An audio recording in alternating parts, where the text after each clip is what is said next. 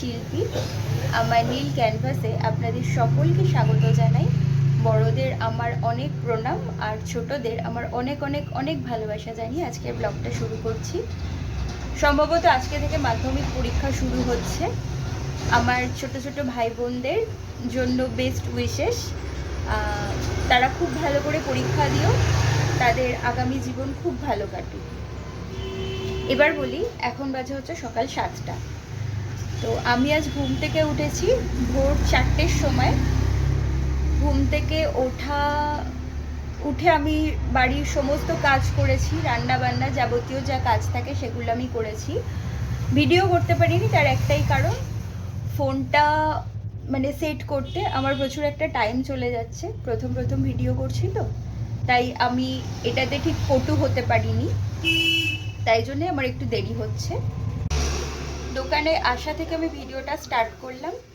তো সারাদিন কী করতে থাকি দেখতে থাকুন, যেগুলো আপনাদের সাথে শেয়ার করার চেষ্টা করি, যার অল্প অল্প কিছু ছোট ছোট মুহূর্তগুলো। সারাদিন তো অনেক কাজই করতে হয়, বুঝতেই পারেন আপনারা, সাথে থাকুন। সকালে বাবাই আমাকে দোকানে ছেড়ে ও বেরোলো একটু ওর নিজের কাজের জন্য। আমিও শুরু করলাম সারাদিন আমার যা যা কাজ থাকে। যদিও দোকানে আমি এখন বেশিক্ষণ থাকতে পারবো না, কারণ আমার ইউনিফর্ম দেখেই বুঝতে পারছেন আশা করি। যেহেতু সোমবার, তাই আমার কাটিংয়ের ক্লাস রয়েছে। আমাকে 9:30টার মধ্যে বেরিয়ে যেতেই হবে। আশা করি ততক্ষণে বাবাই ওর নিজের কাজ সেরে চলে আসবে। একজন কাস্টমার আসলেন, উনি পেমেন্ট করে দিয়ে গেছেন।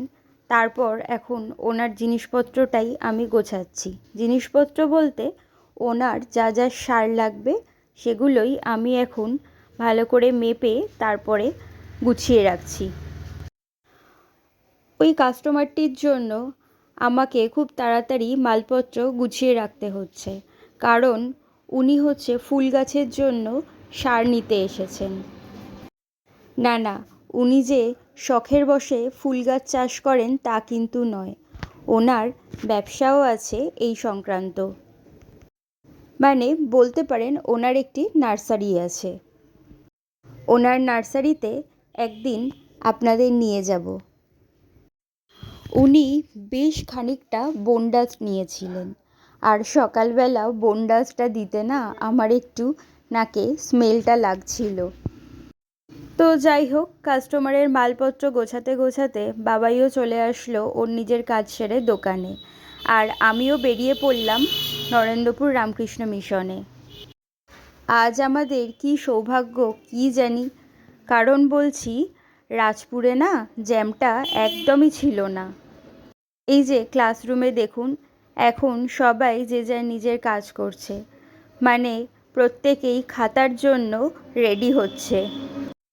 ক্লাস থেকে বেরোতে আমাদের প্রায় 2:30 মতো বেজে গিয়েছিল। তারপর আমরা বেরিয়ে আসলাম। এই যে আমার দুজন বান্ধবী, ওদের হাসিটা দেখছেন? একজন প্রিয়াঙ্কা আর একজন হচ্ছে সিয়া। প্রিয়াঙ্কা চলে গেল অন্য রাস্তা দিয়ে, তারপর আমি আর সিয়া হাসতে হাসতে দুজনে আসছিলাম। আমাদের হাসিটা দেখছেন? আমরা ওই প্রজেক্টের খাতা সম্পর্কেই কিছু বলছিলাম আর দুজনে ভীষণ হাসাহাসি করছিলাম। আমাদের ক্লাসরুমের প্রত্যেকটা সহপাঠী আমরা একে অপরের সাথে সমস্ত কিছু শেয়ার করেই ক্লাস করি।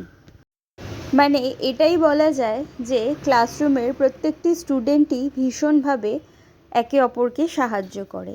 আর টিচাররা কি বলবো, তাদের কথা তো যতই বলি ততই যেন শেষ হয় না। রামকৃষ্ণ মিশনের প্রত্যেক শিক্ষক ও শিক্ষিকারা আমাদের স্টুডেন্টদের ভীষণভাবে গাইড করেন। এই দেখুন, আপনাদের সাথে কথা বলতে বলতে আমিও কিন্তু বাড়ি চলে আসলাম। বলো কি হয়েছে? কি হয়েছে? ও বাবা, কি হয়েছে? এত কথা কিসের? কি হয়েছে বলো, কি হয়েছে? বাবারে বাবা, কত আদর! কি হয়েছে কি হয়েছে?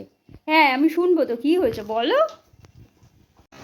আজকে যেহেতু সোমবার, নিরামিষ বানিয়েছিলাম। সকালের রান্না ডাল ছিল, আর বাবার জন্য বেগুন ভাজা, বাঁধাকপির তরকারি আর শিমের তরকারি করেছিলাম। তো বাঁধাকপি আমি খাই না, যেহেতু আমার থাইরয়েড আছে। খাই না বলা ভুল, অল্প খাই, খুব বেশি আমি খাই না। তাই ডাল করেছিলাম, আর এই এখন আলু ভাজা বসিয়েছি। বাঁধাকপির তরকারি অল্প খাই সেটা ঠিকই, কিন্তু দেখলে না লোভ সামলানো যায় না। যেহেতু আমি একজন পেটুক প্রকৃতির মানুষ, তাই বাঁধাকপি সামনে থাকবে আর আমি সেটা খাবো না এমনটা কিন্তু হয় না। অল্প একটু হলেও আমার নেওয়া চাই। দুপুরে খাওয়া দাওয়ার পর আমি চলে আসলাম রান্নাঘরে। রান্নাঘরের সিঙ্কে যে সমস্ত বাসনপত্র ছিল সেগুলোই পরিষ্কার করছিলাম। বাবাই একটু এগ্রিকালচার অফিসে গিয়েছিল ওর দরকারের জন্য। আমরা বাড়ির মানুষজনরা সারাদিন যে যার নিজের কাজে ব্যস্ত থাকি, চেষ্টা করি রাতের ডিনারটা একসাথে করতে। দুপুরে লাঞ্চ করে আমি একটু রেস্ট নিচ্ছিলাম। তারপর বিকেলে যথারীতি যে সময় দোকানে আসি, তো এসেও ছিলাম। এখন বসে এই যে দেখুন স্যাম্পেলের কাজ করছিলাম, খাতার স্যাম্পেলের কাজ করছিলাম, কারণ প্রজেক্ট তো জমা দিতেই হবে। আজকেও ক্লাসে দেখলাম ম্যাক্সিমাম লোকজন সবাই প্রজেক্টেরই কাজ করছিল। তো এখন মেশিনটা আমি অন্য একটা জায়গায় শিফট করেছি। কেন, কি বৃত্তান্ত, এটা কিছুদিন বাদে আমি আপনাদের জানাবো। এখন বাজে হচ্ছে রাত 11টা। তো আমাদের ডিনার কমপ্লিট হয়ে গেছে। সারাদিনের যা যা কাজ ছিল সেগুলো কমপ্লিট হয়েছে। সারাদিনের কাজের বেশ অল্প কিছু ছোট ছোট মুহূর্ত আপনাদের সকলের সাথে শেয়ার করতে পারি। সবটা পারি না, বা সবটা দেখানো সম্ভবও হয়ে ওঠে না। যতটুকু পারি ততটুকুই এই ভিডিওর মাধ্যমে আপনাদের সকলের সামনে তুলে ধরি। আমার ব্লগটি যদি ভালো লাগে তো একটা লাইক করে দেবেন, আর চ্যানেলটি যদি ভালো লাগে তো একটা সাবস্ক্রাইব করে দেবেন। আর সব সময় যেটা বলি, ভালো থাকবেন, সুস্থ থাকবেন, পরিবেশকে ভালো রাখতে একে অপরের পাশে থাকবেন।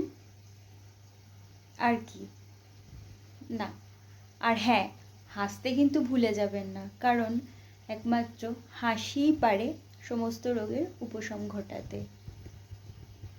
আজ তবে চলি, গুড নাইট।